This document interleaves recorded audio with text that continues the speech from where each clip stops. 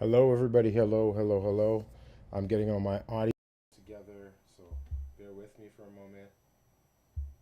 Just want to make sure everything's connected properly. There we go. We got a roadcaster going on now. I'm gonna plug in my headphones so I can hear myself. What is going on? What's going on? What's going on? YouTube family. I am here. I am here to just chat with you again. Late night sessions with Tristan, late night chats. I've been doing a few different things actually. I just came out of a photography session, so I've been doing this sort of challenge with myself every time I get a haircut, which I did today, as you can see. Got my nice fade going on.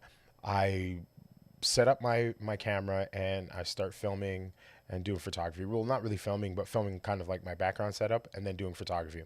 So I'm actually going to show you. I'm going to show you what the photos look like. I haven't even really done anything with them yet, but I'm gonna actually open up. I'm gonna open up Capture, not Capture One, AI. Let me see if I can open up these photos here. Give me a second. Yeah. How you guys doing, by the way? How are you guys doing?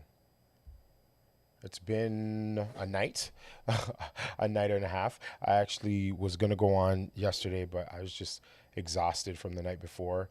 We were up for a while. We were having conversations. I was answering questions, answering video questions, answering a lot of photography questions. We were talking about the FX3 as well as the A7 4 Mark 4, which I have somewhere over here. I'm using one to stream right now. And yeah, you guys really responded well. We were having a great conversation as a community, and I was like, you know what? Let me do another one of these. Just pick up and go chats again. No need uh, to feel scared at asking questions. I really just want to kind of answer any questions, hang out with you guys, show you guys what I'm working on. So actually, I'm going to as we're talking now, I'm just going to jump into. Oh, somebody make a comment. Let's see if somebody made a comment here. Oh, perfect. Awesome. If you have any comments or questions, please let me know. I am going to jump into Capture One and see if Capture One will take these photos here, as well as Affinity. Let me see if Affinity Photo will take these photos as well. I'm going to show you my desktop here, and I don't want you to I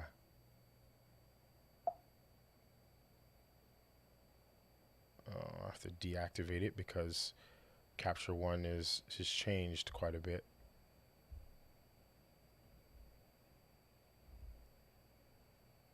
Perfect.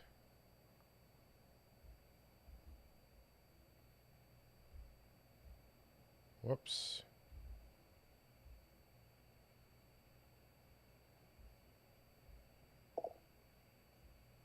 Hey, what's up, big man? T Davis, how you doing?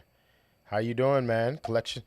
I'm just chilling out. I'm hanging out. I'm opening up a few different programs to show you guys what's cooking, what's going on with me.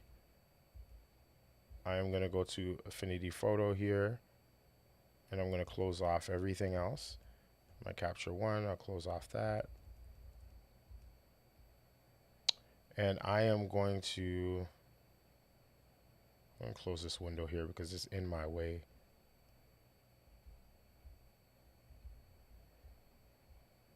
So for those of you that don't know, I use Ecamm, and Ecamm is a wonderful program. But the problem is that there's a giant window in my way, so I can't really use my display properly. So I'm trying to make this window a little bit smaller so it gets out of my way so I can actually show you what's cooking.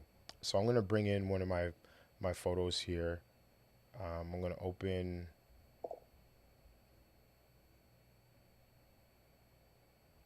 Let me see here. I'm gonna open up one of my pictures here. I don't even know which picture it is, but I'm gonna open up like I'm just gonna open up like 5 or 10 photos. See if it opens here.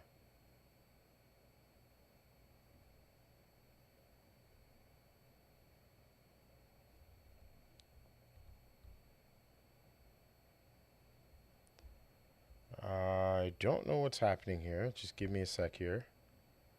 I'm gonna force quit my capture one because it's getting on my nerves. I'm gonna open up Affinity Photo.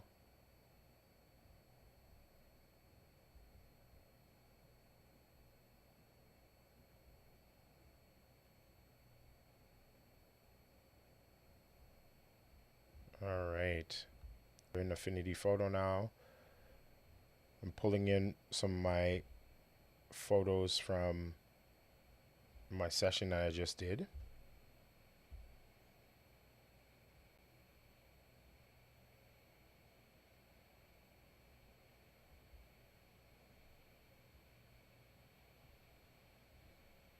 I don't know why it's not working. What's going on here?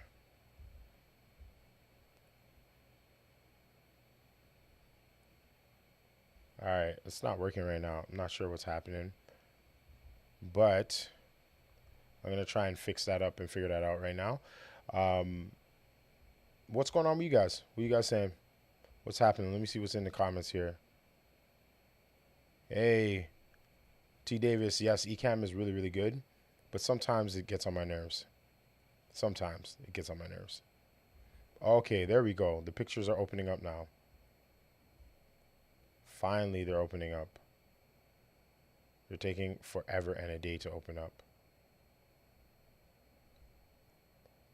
Bear with me for a minute. I'm a figure this out, and then I will let you know what's going on here. What I'm gonna do is I'm gonna actually drag the photos to my desktop, so it's a little bit easier for me to transfer them over. Because I think right now what's happening is, for some reason, because the files are so large, it's kind of crashing the computer. So, what are you saying, T Davis?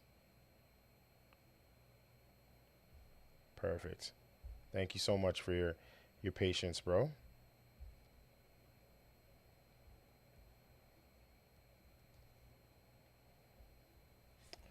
Let me put a couple of files on the desktop here, and I'm going to now open these up in Affinity Photo.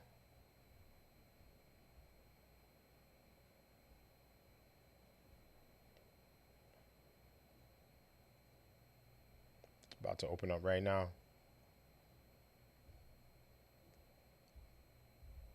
So you're saying not much, eh, T Davis? Not much is happening, just still deciding which new camera to purchase. Listen, purchase the A7 Mark IV. That's all I'm going to say. I'm not going to tell you again, okay? All right? You want the truth? I'm going to tell you the truth. The A7S Mark IV is nice, man. It nice. It nice, brother.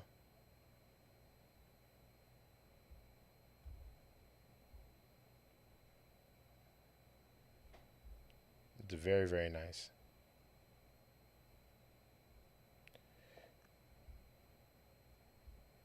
Just walk and live, all right? Just trust me. It's a really, really nice camera. I think you'll be good with anything really you get now. But to be honest with you, I like the Sony ecosystem. I think the cameras work really, really well, and the price points are pretty good. So, it's one of those things where you just have to kind of take the jump, and if you're not used to the Sony ecosystem, then yeah, like it may take a little bit of time for you to get used to it, but it's worth it. It's definitely worth it. Okay, here we go. So I'm gonna switch over to my desktop here. So these are pictures that I just captured of myself. As you can see, if I click back to here, back to my video here. My yellow backdrop is right over here, and I was just testing out some of the images. So,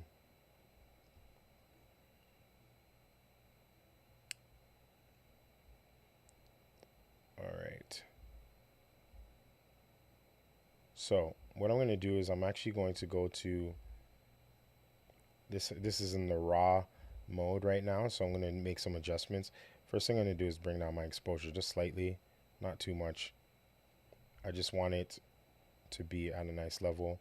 My black point, I'm going to bring my blacks up a bit because I can always bring those down later on. And then brightness, I really just want it to be at a neutral place, to be honest with you. So whenever you're thinking about doing any sort of raw editing, you don't want to do any major adjustments because you can always adjust after. Or if you want to do major adjustments, I probably wouldn't do it in Affinity Photo. I'd probably do it in like a Luminar or a Capture One. Unfortunately, my Capture One and my Luminar they're not activated on this laptop. So I'm just going to do a lot of stuff on here and change around the tones and kind of give it more of a vibe and pop. So this is actually all good the way I like it. What I'm going to do next is I'm actually going to press develop. And once I press develop,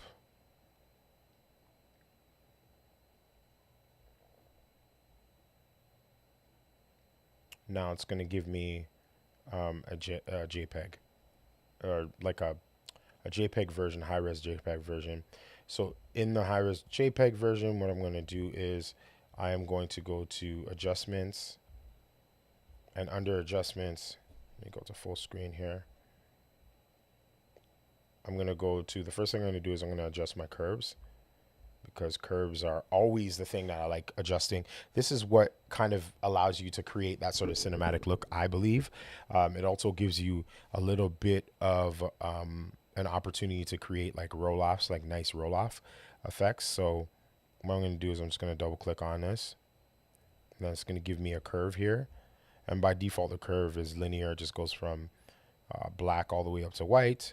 So what I normally like to do is I like to pull up my black and then drag it over. And right away, it kind of crushes the blacks, but it kind of crushes them in a way where, for me, I feel like it gives it more richness. So like if you look at it now and then I undo it, so that's where the blacks were. This is where I'm bringing them. And then I actually usually go to this point right here and I kind of drag down. And right now it'll be a little dark, but I'll bring it up a little bit later. I'm going to go to this point in my whites and I'm going to drag this up a bit. And I'm just creating like a certain level of contrast. Right? Now, if you don't like that, if you feel like you want to kind of breeze that out a bit, you can bring this black down here and then it'll breeze it out. But I kind of want to give it a little bit more richness. And then I can always play with how much my face is going to be coming out and things of that nature. So the next thing I'm going to do is I'm actually going to go to, where is it here? I am going to go to brightness and contrast. So in Affinity, you can jump into different defaults. You can go darker, lighter, etc. So if I click on lighter, it's going to automatically kind of make it lighter. And if I keep on clicking on it, it'll make it more lighter. So I'm going to undo that. And then what I'm going to do is I'm going to actually just double click on default. And then it'll give me it's going to give me basically the options and the settings of brightness and contrast. And I can change this a little bit. So I'm going to brighten this up slightly just to bring up things a little bit. I can either go, if I want to flatten it out again, I can go and decrease contrast, but I kind of I'm a big contrasty guy. I like contrast. Although I don't really feel like I need to kind of pull my face up a bit. So what I'm going to do is I'm actually going to go to exposure. I'm going to click on default. And what I could do is I could just highlight my face and just expose for my face. Right now, I don't feel like doing that. I'm just gonna slightly expose everything and bring it up maybe a stop or two, but we still have the contrast. So the difference between brightness and exposure is like the exposure brings up pretty much all of the values within the image, whereas if you're using brightness, brightness is really targeting the brightest parts of the image and bringing it up. Um, and exposure for me, I feel like it's more of like almost like f-stop in your camera or ISO. But really f-stop, I feel like it gives that more of that effect. Anyways, I'm bringing it up about a stop or two. The next thing I want to do is I want to kind of change the color. I feel like it's a little bit too warm, so I'm going to go to white balance. I'm going to hit on default. I'm going to bring the white balance down a bit. Now, as I bring it down, you can notice that my skin is getting more blue and the black is getting more blue. So I want to kind of get to a place where the black is still black and my skin isn't crazy. Now, most people, what most people do, especially with black people's skin, is like they'll like add a lot of purple, magenta, or what they'll do. The other thing they'll do is they'll add like they'll warm up black people's skin, and really the trick with this is that you want to add, you kind of want to, depending on how it is, if it's really cool, then you want to warm it up slightly. If it's really warm, then you want to bring it down with or add a little bit blue to the overall skin tone. And then you also want to take your tint and add a little green. Not too much green, just a little green. Okay? Because that is a little bit too magenta. When you put in the green, you kind of bring in kind of more of the brown in it. At least that's how it's felt for me. Um, so yeah. Oh, by the way, thank you so much, T Davis. Appreciate you, man. I appreciate you. I appreciate you so much. I see that you're loving the picture. Yeah, honestly, these pictures are just me having a labor of love, having fun. It's always good to kind of test stuff out on yourself, and then you'll know what actually works well, right? So that's what I'm trying to do is just test stuff out on myself. So the next thing that I'm gonna do is I actually want to go to colors. So I'm just gonna minimize some of these windows here so they're out of my way. And I am going to go to colors. Let me find colors right now. I can do selective color, color balance, channel mixer. I'm gonna go to selective color. I'm gonna hit on default. So this is actually pretty interesting. So we can select different colors. So we can select cyan, red, yellow, and black. That's under reds, and we can kind of counter everything. I actually don't want to use this area. This area, I don't really like this area. I want to go to um, just the color. Let me see if I can find the color mixer or the color. Oh, there we go. HSL. I like this. I like this one. This is really good because this will allow me to do is to control my saturation, my hue, saturation, and luminance. That's what HSL means. So what I'm going to do is I'm actually going to select my red, and that's only going to kind of highlight the red-ish colors. And I'm actually going to bring down my luminance a bit to bring the skin tone so it's a little bit more natural. So instead of the skin tones being like really, really red, I'm just bringing it down here. And I can be really, really targeted. I can be like, you know what? I don't want it to touch the orange too much. I just want it to touch the red and a little bit of the pink. Okay? And then what I can do is I can actually make a little bit of a more of adjustments here with just that thing. So I kind of like where the skin tone is here. I'm going to add in a little bit of saturation, not too much. And I kind of like when I bring down the skin tones, like it's going to take a minute. My computer's fine, y'all, but it's streaming, and at the same time we have a super large 30 teraflop file. So give it a sec here. So it's the luminance here. I'm also going to go to the yellow. And I'm going to add in a little bit more saturation so the backdrop's kind of saturated. And let me see what I can do, what this is going to give me. Yeah, I'm going to change the backdrop so it's a little bit more, it has a little bit more pop and flavor. Go back to my red here. I can also just take this all the way down, and then you see it takes out all of that, all of my flushness, my color. I like where this is, what's happening here. I'm also going to try the picker here. I'm going to pick just the area right here. Perfect.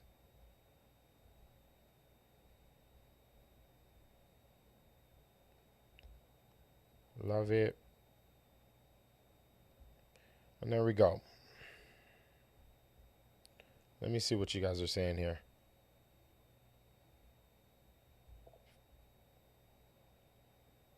That's good. Let me see here.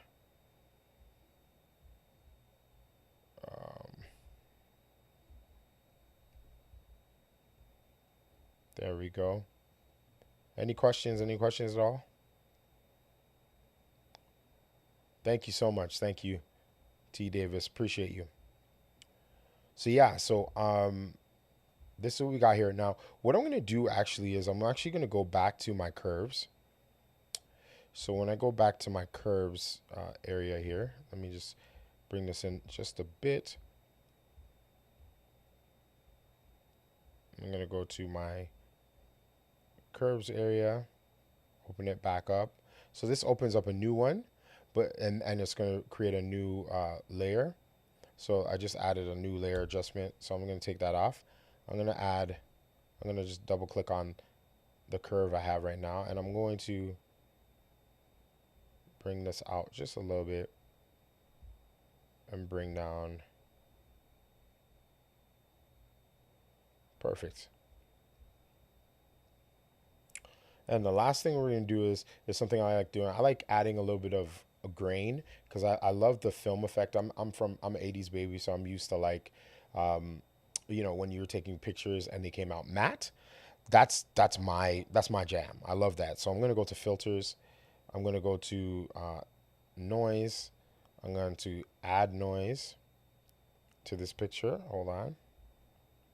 I'm going to add noise to this picture. Boom, boom, boom. And I'm going to go in and I'm actually going to turn up the intensity. I'd say it's about here. I'm going to zoom in on the picture here.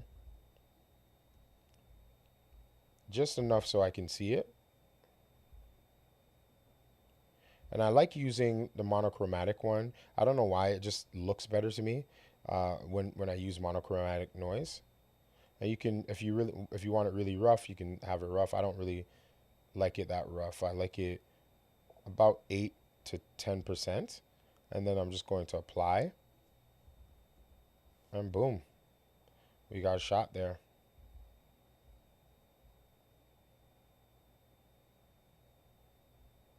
Oh, sorry about that.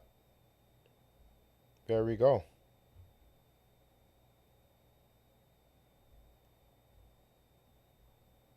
There we go. Can you see it now? I'm going to just zoom in again so you can see all of the grain, and I'll undo the grain actually. So this is without the grain, this is with the grain. So what I did was I just selected the photo.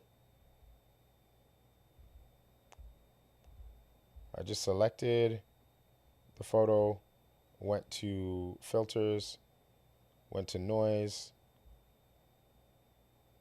went to add noise, and then what I did was I just added about 10 to 12%. And you can do more or less depending on what you want. But I just did 10 to 12%. There we go. And once you apply it, now it's there. And it just, for me, it just gives a little bit more pizzazz to the image. I kind of like it. Now we can go into retouching and doing all that sort of stuff. I'm not going to do that today. But I'm just showing you kind of a base way of jazzing it up. Let me see if there's other picture here. So it's kind of, we are kind of coming from this vantage point, which is a good starting point, and now we're at a place where I feel it's a lot better, or pops a lot more. It just looks good. So I'm gonna actually export that. Where is it here? Export.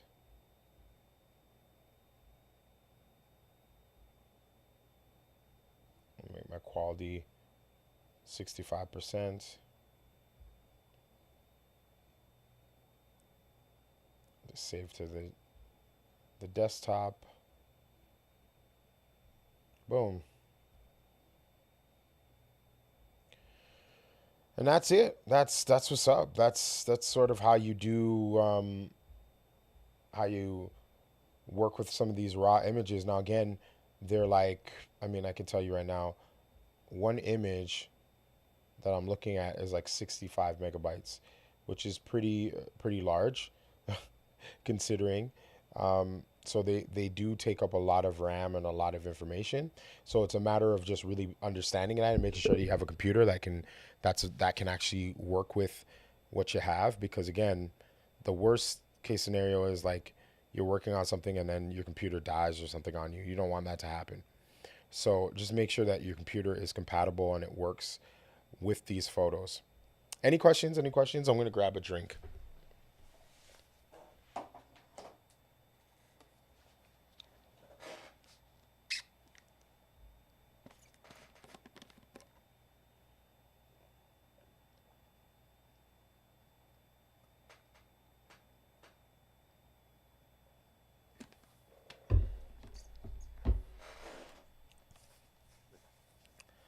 Yes, it is. It is a very large file, and yeah, I mean, there's not much more to say. It's a super huge file.